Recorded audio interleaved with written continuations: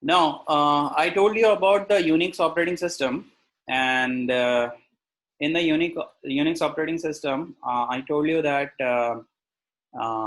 about the monolithic kernel.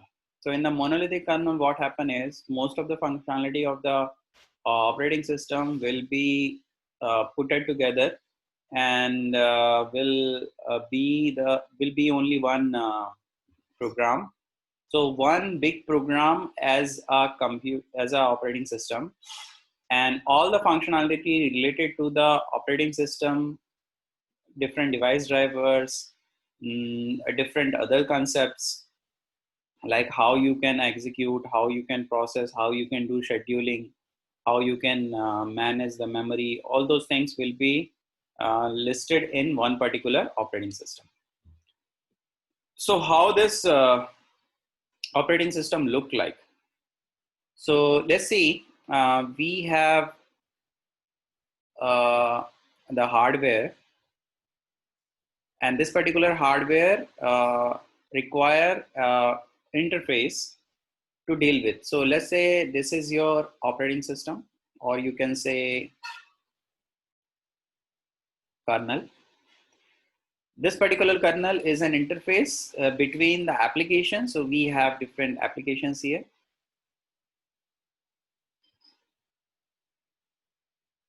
Which will interact with the operating system, and this operating system will interact with the hardware. Okay, and this hardware consists of different hardware, right? Like we have processors, we have RAM, we have different devices, we have hard drive, all those things are there, cache memory and all. So what happened in the previous days are, we have a concept of shell. So you all know what do you mean by a shell is, where we'll write some sort of program. So previously in the Unix type of operating system, this shell, which is the part of the operating system, means shell is the program, the shell program or the shell applications are the part of the operating system previously. So what will happen, we used to write some command in the shell. Let's say we are writing some command to open some applications. So let's say we want to open an application. Let's say we want to open a browser. So what we do is we just write the command, a browser, and when we write something into the shell, it will take as a file, and the operating system will look that particular file into the same directory. And if it will file that particular file, so it will take it as an executable file, and it will execute that particular file.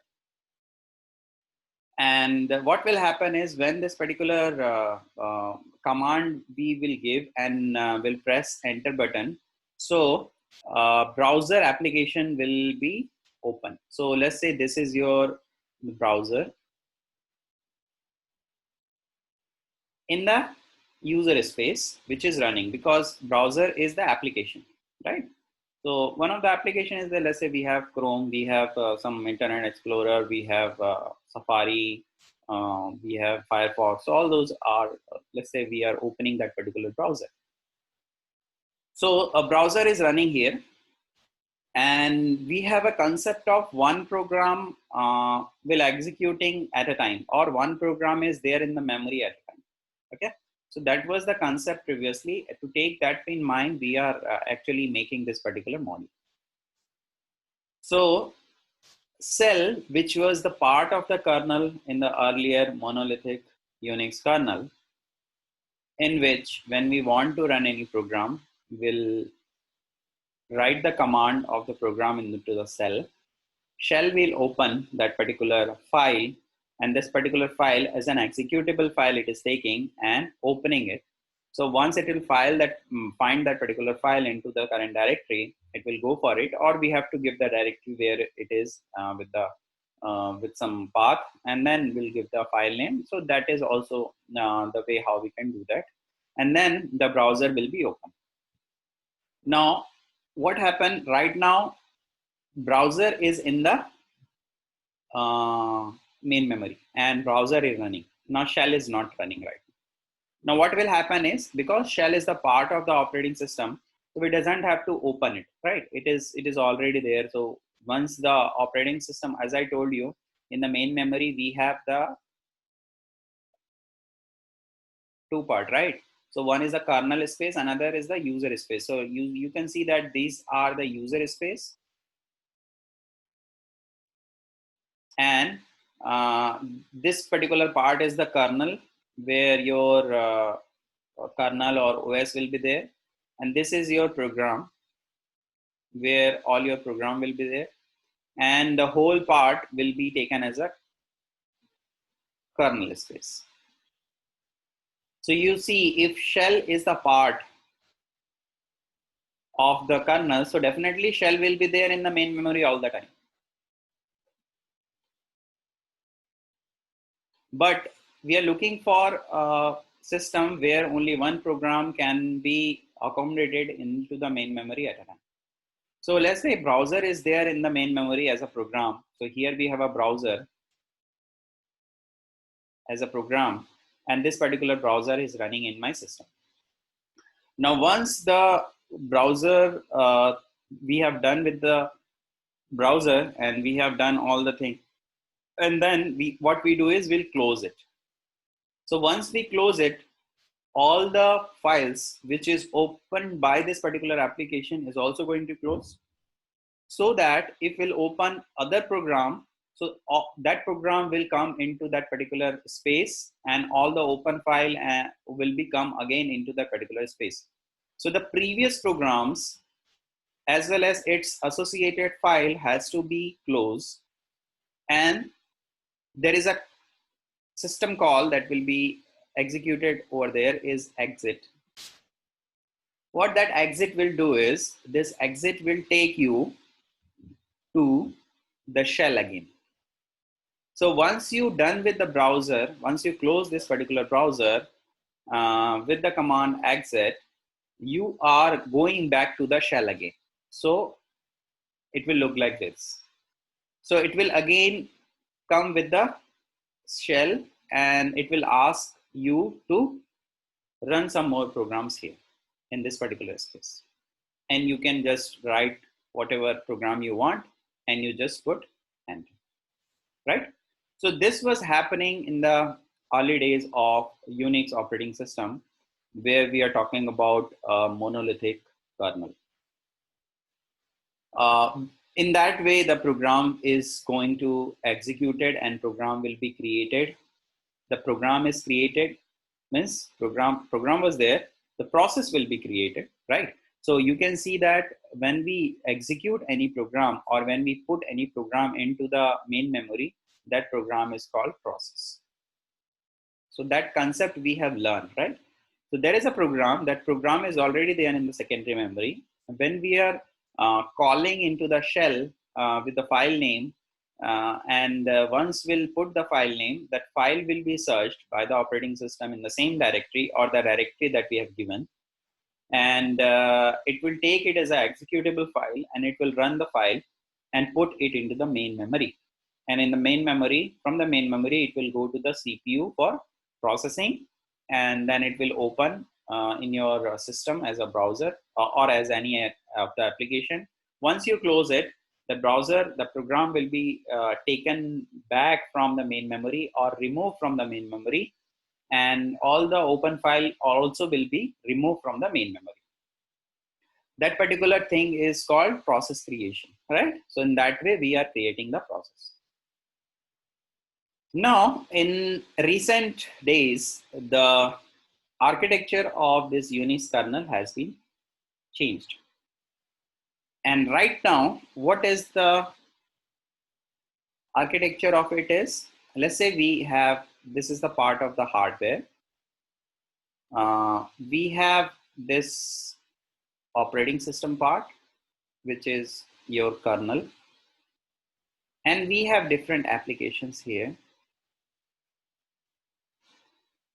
right?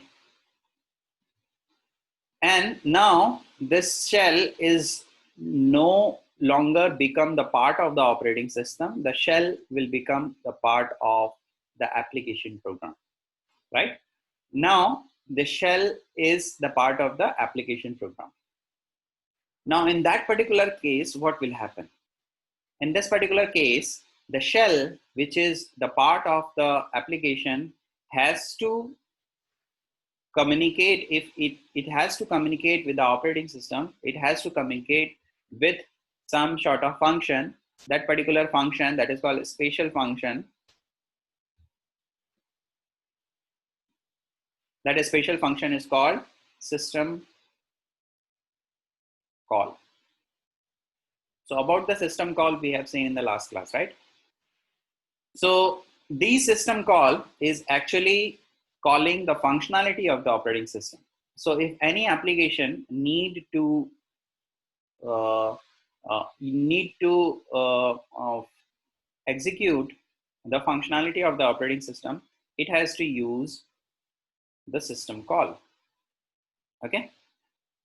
And for the execution purposes, we have a system call that is called exe, and it will take some file name. Okay, and it will take the file name. That file name is nothing but the name of the executable file, and it will execute that file. So this is, and what execution means, it will take that file into the main memory, and from the main memory it will go to the CPU. So if I'll say, if I am talking about a system where we are running one program at a time,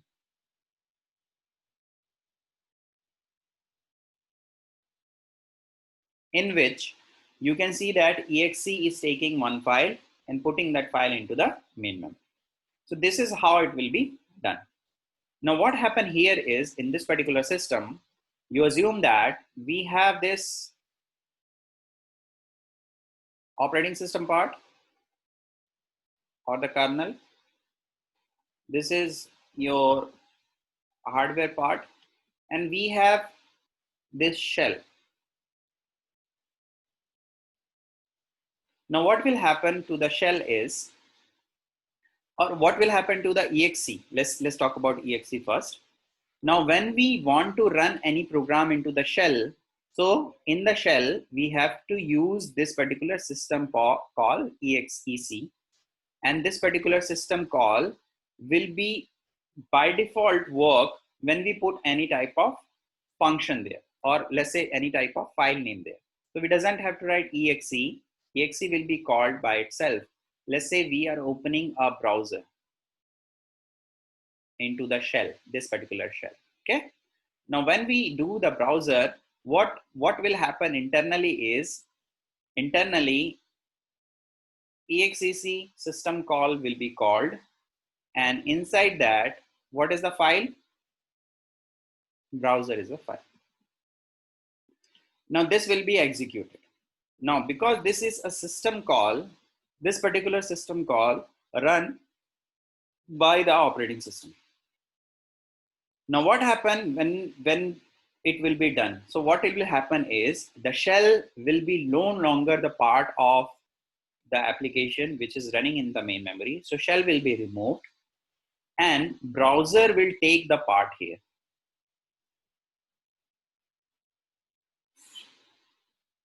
Right? Browser will take the part here. Now what will happen after that is, let's say all the functionality of browser we have used, and we want to close the browser. So here when we close the browser, you know that exit will come, right? So exit is looking for the shell, but shell is no longer the part of the operating system. It is the part of the application program, which has already been removed by the exe system call. So exit will do nothing and will not get the shell again, and will not do or will not execute any program again.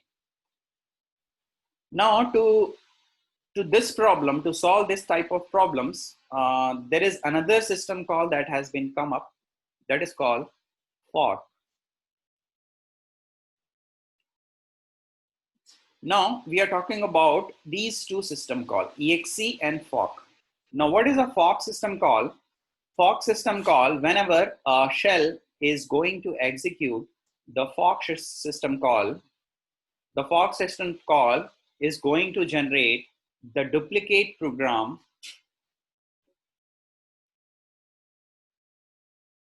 and what it will do is it will create a duplicate program of itself. It's just a duplication of it. But there is a difference between these two programs. One program or one process which is calling the fork system call. This fork system, why I am putting here, because fork system call is a part of the operating system call. Means it is a system call, so definitely it will run in this particular part, which is the operating system part. Now this fork is going to generate another process which is a child process,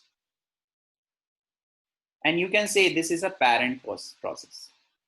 So as I told you, these two are duplicates. So how we can differentiate which one is the parent part, which is the parent process and which is the child process. So this particular fork is going to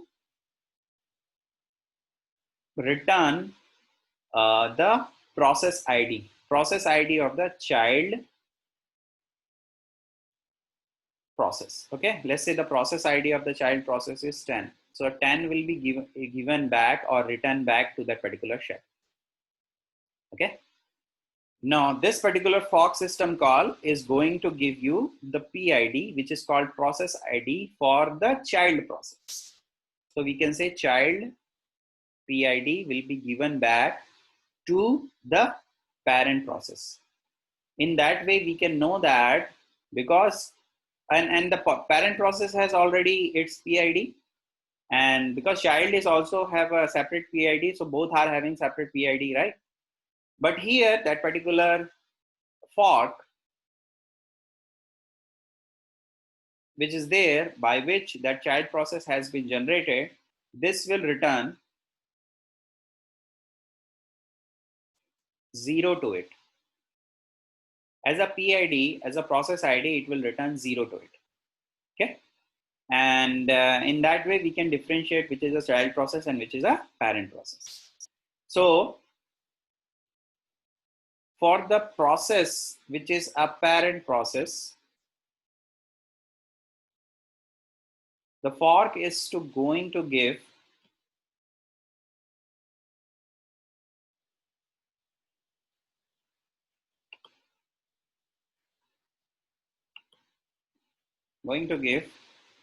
the child process ID, which is and to the child process, it is going to give 0 as the return value to the child process. Now, where this exe is going to run, let's say we want to run the browser there, right? So what is the goal here? Let's say we want to open a new program. So let's say the browser we need to open. So that exe is going to execute here. Exec, and here we are putting browser. Now what kernel will do is, kernel will execute that exe system call, and what that system call is doing, system call will going to remove itself, because here also we are thinking, right? Because in the shell we are calling the exe, so it is removing the shell, and in that particular place it is opening a browser. In the same way, what will happen is it is going to remove that particular child shell, and instead it will put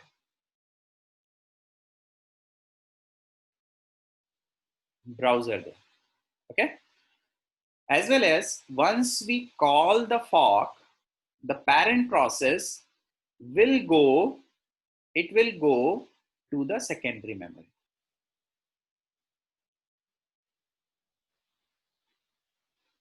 And child process will come to the main memory.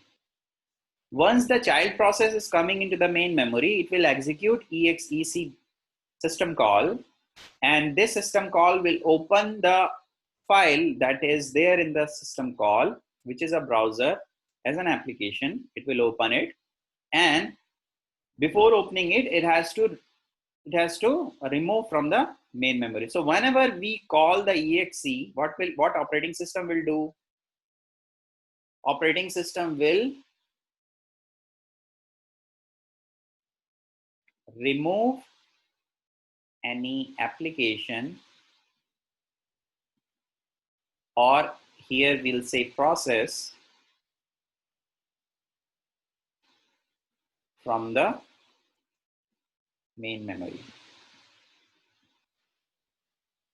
and load the new process into the main memory. This is how that exe system call is going to work. So because we have opened the browser, that browser will be there in the main memory, and this particular child shell is going to be removed from the main memory. But here we have this parent process which is already in the secondary memory. Once this browser will be done its work, because browser is also a process, so it has the process ID and all. Once that browser will done its work, the exit will be called, and this particular exit is going to call the parent shell or the parent process, and it will load the parent process into the main memory again, so that we'll get again this particular command prompt, so that we can write some more commands right now. So I think it is clear to all of you that how this system call, that is fork and access, is going to work into the traditional UNIX operating system. And these are the usage of it. So previously we doesn't use actually all these system calls. We have the facility which is the shell. Shell is the part of the operating system. So we doesn't have to load it into the main memory again and again, because it was already there in the main memory. But here, when the shell is not the part of the operating system, so we have to load that particular shell into the main memory once we execute the other programs. So for that fork system call is going to be very useful for these type of system, where we have one program will be there in the main memory, or one program will be there for the execution.